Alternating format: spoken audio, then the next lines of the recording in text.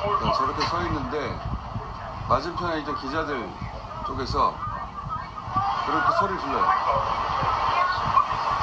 그런데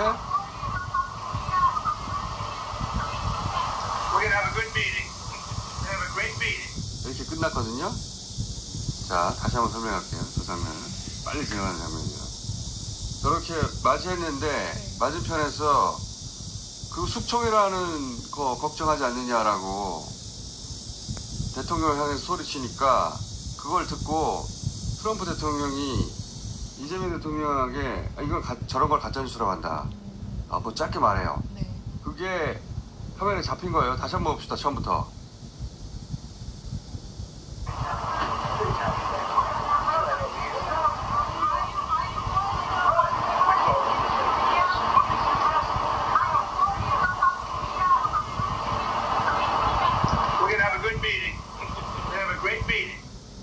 가짜뉴스라고 하죠. 페이크뉴스. 숙청이라는 말은 자기가 쓴 거예요. 근데 자기가 가짜뉴스라고 하잖아요. 저는 저게 모든 미스테리가 풀리는 순간이라고 보는데, 트럼프는 자신의 트윗을 자신이 그렇게 믿어서 쓴 게 아닌 겁니다. 저 숙청이란 말은 한국 보수 개신교 또는 한국 극우가 미국의 복음주의 또는 미국의 마가와의 커넥션을 통해서 이재명이 목사를 숙청한다. 이재명이 윤석열, 김건희 야당을 숙청한다. 이재명이 주한미군을 털고 있다. 이런 식의 이야기를 채널을 통해서 백악까지 밀어 넣었고, 트럼프는 그걸 SNS에 쓴 건데, 그런데 트럼프는 그걸 쓸 때부터 이미 가짜뉴스라는 걸 알고 있었고, 트럼프가 깡패 미치광이 전략을 쓰긴 하지만 바보는 아니거든요. 절대. 바본데 어떻게 거기까지 가요.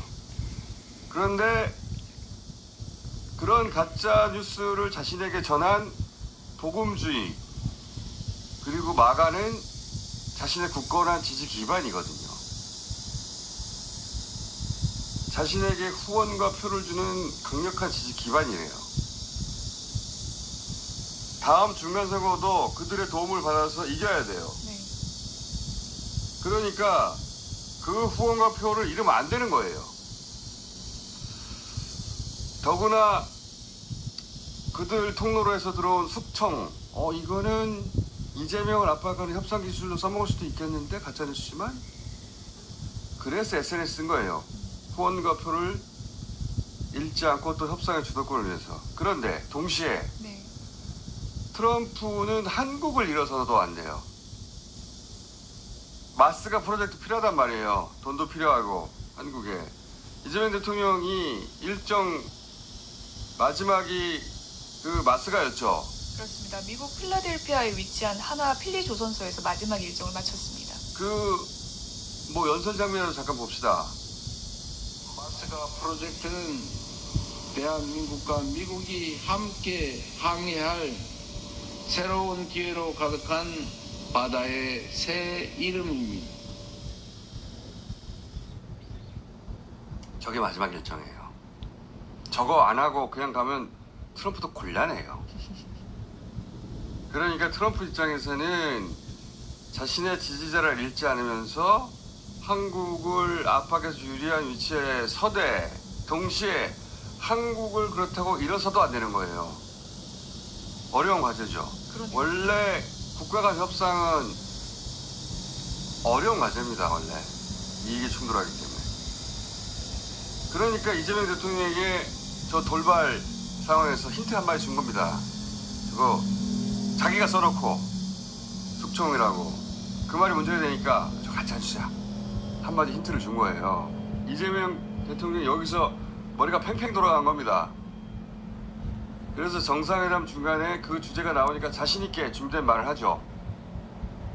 그러자 트럼프는 기다렸다는 듯이 그래 오해지 오해 루머지 자신의 입으로 받아서 마무리해버린 거예요.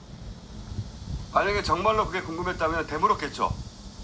젤렌스키가 트럼프가 말하는 것에 반하는 이야기를 하면 여러 번 반박하고 묻거든요. 네. 그게 아니고 트럼프는 그게 가짜뉴스인 줄 알지만 자기 입으로 가짜뉴스라고 말할 수는 없잖아요. 자기 지지 기반이 가짜뉴스를 생산해서 나한테 줬다고 말할 수 없지 않습니까? 그걸 공개적으로 말할 수는 없어요. 저 트윗을 하자마자 마가 멤버인 고든창, 우리가 계속 다뤘던 열흘 전에 반미주의자 이재명이 한미동맹 망친다고 쓴 그 고든창. 네. 고든창이 트럼프가 숙청 SNS 쓰자마자 뭐라고 거기다 답글을 달았냐면 리무브리 이재명을 제거하라. 저 사람은 아싸 우리가 말하기 먹혔구나. 그래 이재명을 제거해 하고 바로 댓글을 달았어요. 네. 저기에 국내 극우들이 막 열광해가지고 역시 투항상 그러면서 막 엄청난 댓글 그때 네. 우리나라에서도 커뮤니티에 올라왔었거든요. 그러니까 저 정도로 한쪽만 바라보는 사람들이 자기 지지자란 말이에요. 그들도 잘 다뤄야 돼요. 하지만 한국도 필요해. 리무브 할 수 없지. 이재명 대통령 절대로 마스가 해야 되는데. 그런데 한국 대통령이 그 정상회담 중간에 그게 아니라고 똑부러지게 해명을 하니까 아 그래 그건 잘못 알려진 오해구나 하고 현장에서 자기가 오해가 풀렸다는 식으로 네. 마가를 자기 손으로 욕보이지 않으면서 동시에 한국도 붙잡아 둘 수 있도록 회담 내용이 전개된 거예요. 그러니까 이 트럼프의 숙제를 이재명 대통령이 즉석에서 잘 풀어준 거지.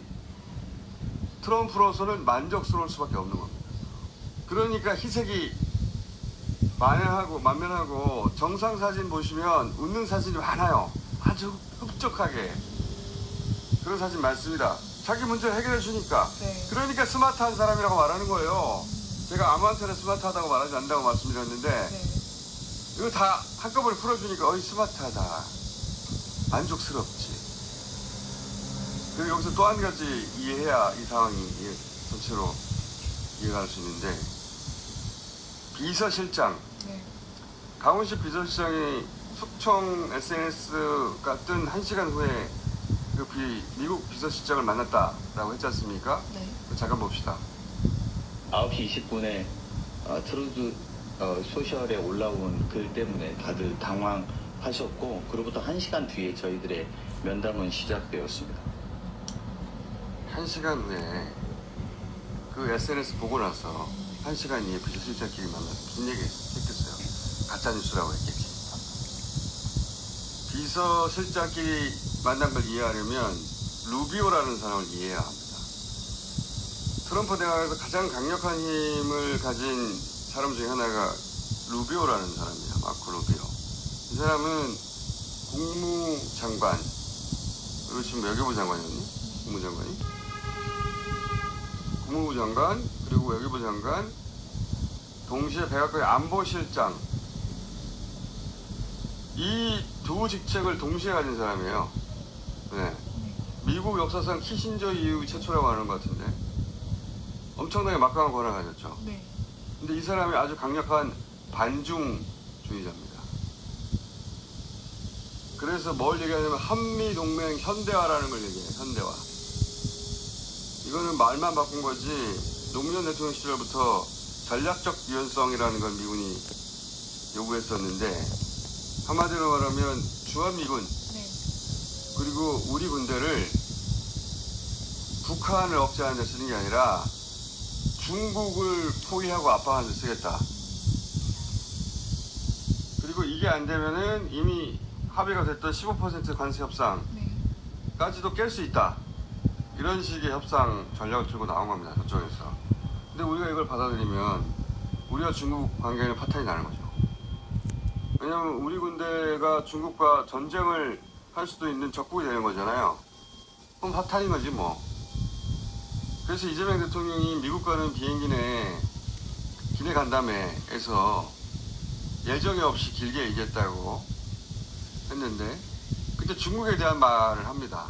그 중국에 대해서 뭐라고 말하냐면 들어봅시다. 외교에서 친중 한중이 있습니다. 대한민국 국익에 도움이 되는 아까미 되는 거죠. 국익에 도움이 안 되는 원리안 되고 우리 외교의 기본 이거는 전단 한미 동맹. 그렇다고 해서 중국과 절연할 거냐? 절연하고 살 수 있습니까? 절연 안 하는 게 친중이다. 그런 의미의 친중이라고 해야죠. 딱 선을 그었어요. 어디까지 갈 건지. 네. 미국 가기 직전에 이거는 보도되라고 한 겁니다. 그리고 전략적 유연성에 대해서도 또 얘기를 합니다. 들어봅시다. 주한미군 전략적 유연성 관련해서 이 사실 대만에 개입할 수도 있다.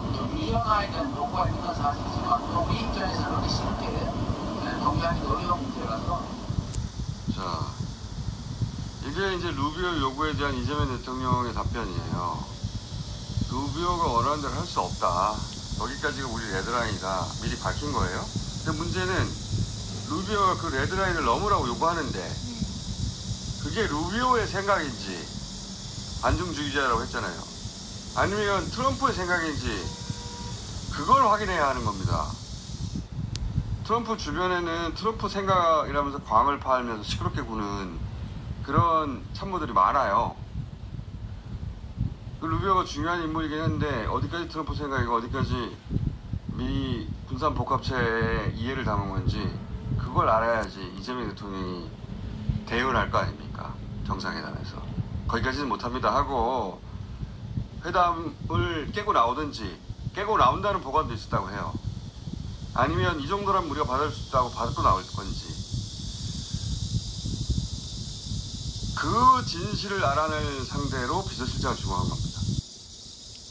이 SNS에 대한 트럼프의 진짜 생각이 뭔지도 알아야 했었지만 그렇게 비서실장을 지목했고 그러자 얼음공주라고 알려진 트럼프 주변의 여러 그 호들갑들을 다 차분하게 정리하는 냉정한 얼음공주라고 알려진 비서실장도 그 아이디어 좋네 하고 받아들였고 그래서 한 라인이 형성됐고 그래서 회담 직전에 트럼프 생각이 무엇인지 정확하게 우리가 읽었던 것이고 그러자 이재명 대통령은 자신있게 정상회담에서 자기 입장을 정리했고 그래서 트럼프가 만족스러워서 오케이 그걸 루머지 하고 넘어갔고 그리고 우리가 아는 이 결과가 나온 겁니다. 박수. 이렇게